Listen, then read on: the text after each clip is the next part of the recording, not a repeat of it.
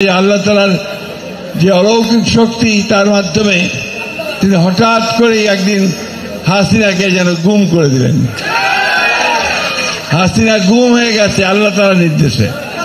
যে আল্লাহ তাআলা এই ভয়াবহ যে একটা মনস্টার, বাংলায় বললে যাকে বলা হয় ডাইনি, তার হাত থেকে বাংলাদেশকে মানুষকে আল্লাহ তাআলা রক্ষা করেছেন, রেহাই দিয়েছেন, তাই না বন্ধুগণ? আজকে একটা নতুন সুযোগ সৃষ্টি হয়েছে। আমাদের মানুষ, আমরা 15 বছর এই মানুষগুলো যুদ্ধ করেছে, সংগ্রাম করেছে, লড়াই করেছে।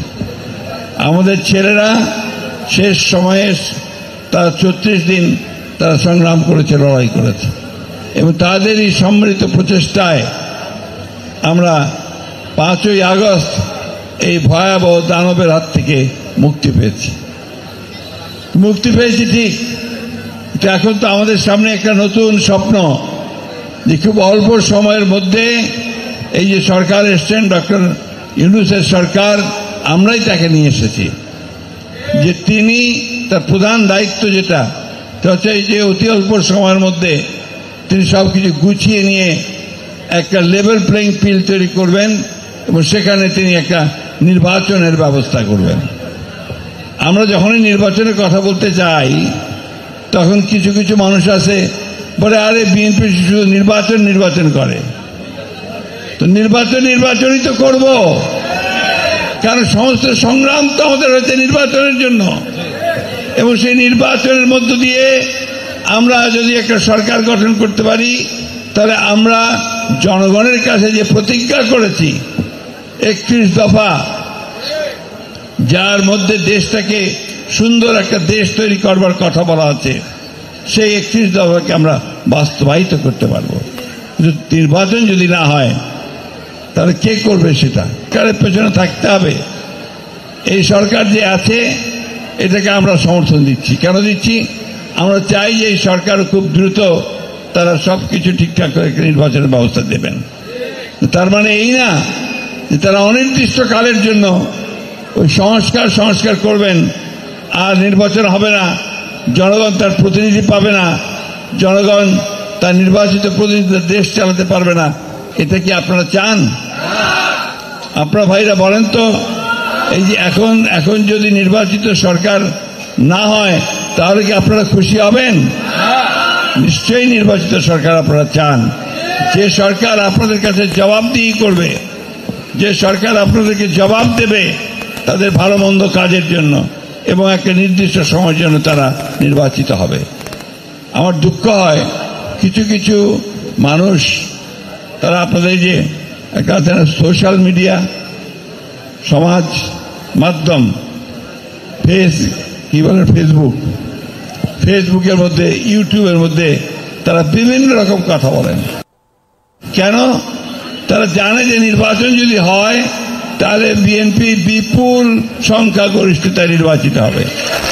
সুতরাং এই দেশে একটা বিশৃঙ্খলা সৃষ্টি করা, একটা নৈরাজ্য সৃষ্টি করা, একটা এমন অবস্থা তৈরি করা যাতে করে এখানে নির্বাচন পিছিয়ে যায়, যে আমরা খুব কষ্ট পাই।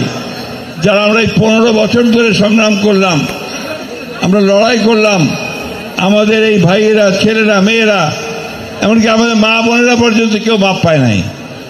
তাদেরকেও জেলে যেতে হয়েছে, আমাদের বন্ধুদেরকেও জেলে যেতে হয়েছে। আমরা লড়াই করেছি কিন্তু একটা মাত্র কারণে, যে একটা সুখী, সুন্দর, সমৃদ্ধ বাংলাদেশ গড়ে তুলব। কিন্তু তারা ভুল ব্যাখ্যা দেয়, ভুলভাবে চিহ্নিত করে, চিত্রায়িত করে। তারা বাংলাদেশে একটা নৈরাজ্য সৃষ্টি করতে চায়, তারা বাংলাদেশে বিভাজন সৃষ্টি করতে চায়।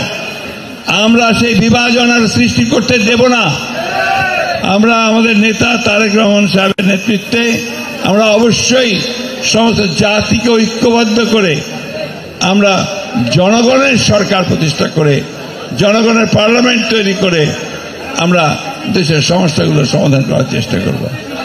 আপনাদের কাছে আমরা আগেও কথা দিয়েছি, এখনো কথা দিচ্ছি, এই দল কার তৈরি করা দল? শহীদ প্রেসিডেন্ট জিয়াউর রহমানের তৈরি করা দল, তাই না? তিনি প্রথম বাংলাদেশে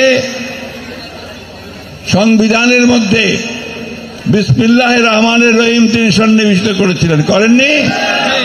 তিনি বলেছিলেন যে আল্লাহর উপরে অবিচল আস্থা ও বিশ্বাস তিনি সংবিধানের মধ্যে নিয়ে এসেছিলেন, তাই না? আমরাই সেদিন ভারতের যে আগ্রাসী মনোভাব তার বিরুদ্ধে আমরা সংগ্রাম করেছি, লড়াই করেছি। আমরাই তিস্তা নদীর পানির জন্য সংগ্রাম করেছি, লড়াই করেছি। শুধু তাই নয়, তিস্তা নদীর তীরে গিয়ে আমরা সেখানে প্রোগ্রাম করেছি জনগণকে সঙ্গে নিয়ে। বন্ধুগণ, ফারাক্কার পানি আমরাই আদায় করেছি। এই বিএনপি সমস্ত পরিবর্তন এনেছে, সংস্কার যা কিছু আনার বিএনপি এনেছে। একদলীয় শাসন ব্যবস্থা করেছিল শেখ মুজিব, বাকশাল, সেইখান থেকে বহুদলীয় গণতন্ত্র নিয়ে এসেছিল আমাদের প্রেসিডেন্ট জিয়াউর রহমান। বহুদলীয় গণতন্ত্র, সংবাদপত্রের স্বাধীনতা এবং আপনার সংসদীয় গণতন্ত্র, পার্লামেন্টারি ডেমোক্রেসি, এটাও বিএনপি নিয়ে এসেছে। আর তত্ত্বাবধায়ক সরকারের অধীনে নির্বাচন, মনে আছে বারবার আমরা লড়াই করেছি, সংগ্রাম করেছি।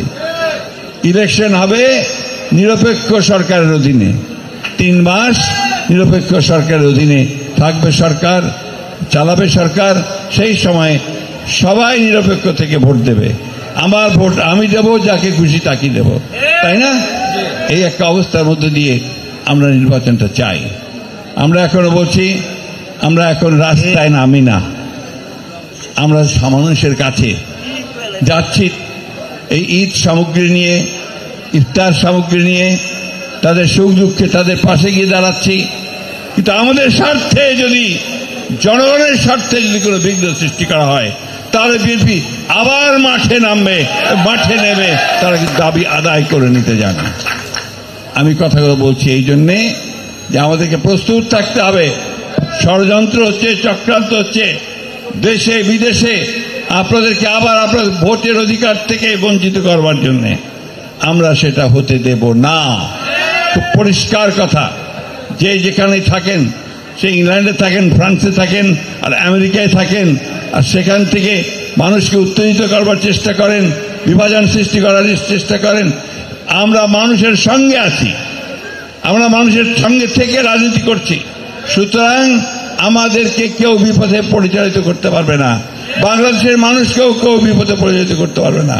খুব পরিষ্কার কথা, আমরা ভারতের পক্ষেও নই, আমরা পাকিস্তানের পক্ষেও নেই, আমরা আমেরিকার পক্ষেও নেই, আমরা ইংল্যান্ডের পক্ষেও নেই, আমরা বাংলাদেশের পক্ষে।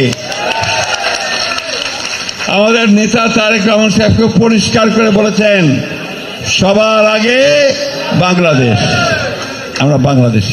আর বক্তব্য বাড়াবো না। বন্ধুগণ, আপনারা সবাই সজাগ থাকবেন, সতর্ক থাকবেন।